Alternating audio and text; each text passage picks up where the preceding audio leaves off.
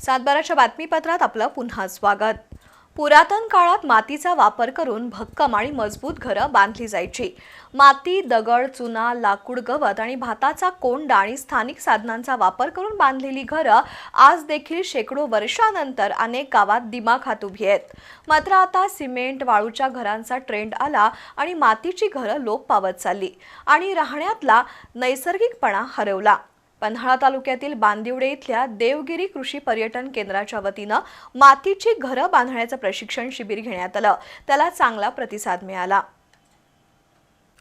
पन्हाळा तालुक्यातील बांदिवडे इथल्या देवगिरी फार्म कृषी पर्यटन केंद्रावर मातीची घरं बांधण्याची 3 दिवसीय निवासी कार्यशाळा पार पडली।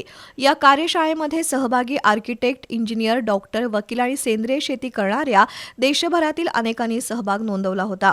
कोकणी रान माणूस म्हणून ओळखले जाणारे प्रसाद गावडे, जुन्या साधनांचा वापर करून पर्यावरणपूरक घर बांधण्यासाठी सुप्रसिद्ध असणारे अविनाश बेडेकर, जल आणि पर्यावरण तज्ज्ञ तेजस्विनी माळी, वन्यजीव अभ्यासक देवेंद्र भोसले, ग्रामंतीचे कृष्णराव माळी आणि योगतज्ञ स्मिता पाटील सुस्वरे यांनी प्रशिक्षणार्थींना मार्गदर्शन करून त्यांच्या प्रश्नांना समर्पक उत्तरं दिली।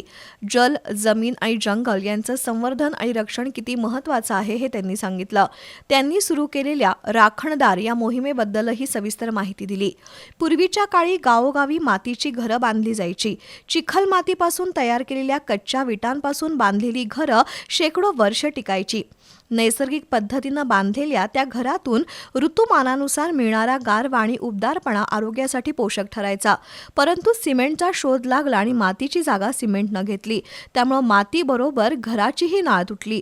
महाराष्ट्राचा विचार केला तर इथल्या कोकणापासून मराठवाडा, विदर्भापर्यंत अनेक प्रकारे मातीची घरं बांधली आहेत।